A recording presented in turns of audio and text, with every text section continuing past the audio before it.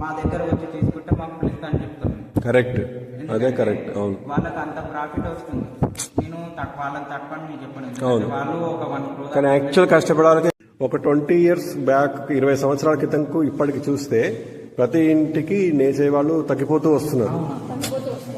Business అనేది develop అయింది, బయట బిజినెస్ డెవలప్ అయింది, కానీ మీకు ప్రాఫిట్ మార్జిన్స్ లేకపోవడం వల్ల మీకు ఆర్థికంగా నష్టపోయి ఇంట్రెస్ట్ తగ్గుతూ ఉంటుంది. ఇక అంతే. బాబాయ్ నాకు మంచిగా ఉంటుంది. అవును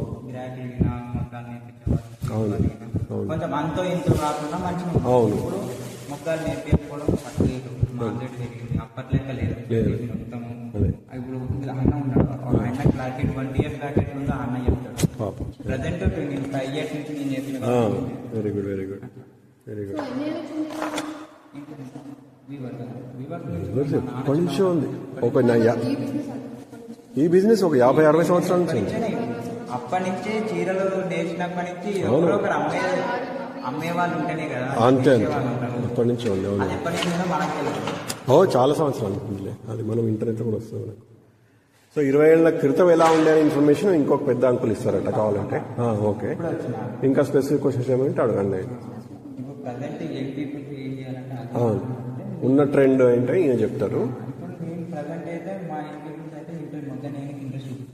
అవును, తర్వాత ఒక 2 years తర్వాత మాకు కొంచెం డిమాండ్ వచ్చి యువతకి ప్రోత్సహిస్తాం, రావాలి వాళ్ళు మొగ్గాలు నేసే వాళ్ళు మంచిగా ఉండాలి అని అనుకుంటే అవుతుంది. గవర్నమెంట్ లో కూడా ఇనిషియేషన్ రావచ్చి, గవర్నమెంట్ ఇనిషియేషన్ వచ్చి మళ్ళీ ఆ పార్కు తెరిపించాలి, అవన్నీ చేయాలి.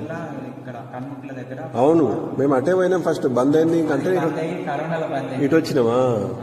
ప్రజెంట్ ఇక్కడనే ఉండదు, అక్కడ పుట్టినప్పుడు 50-100 మొగ్గాలు. కరెక్ట్. ఒక పోచంపల్లి నుంచి మొత్తం తెలంగాణ మొత్తం అక్కడికి వచ్చేది. అవును, ఎక్కడెక్కడి నుంచో వచ్చేది. అక్కడ బస్సులు అన్ని పంపించి మినిమం 2-3 వేల మంది రెగ్యులర్ గా వచ్చేది. 2,000 మంది అంటే మొత్తం 2,000 మందికి రోజు సప్లై. అవును, ఉపాధి పనిచేసే వారికి ఇంట్లో నేసే వాళ్ళకి ఇక డిమాండ్ అయిపోయింది.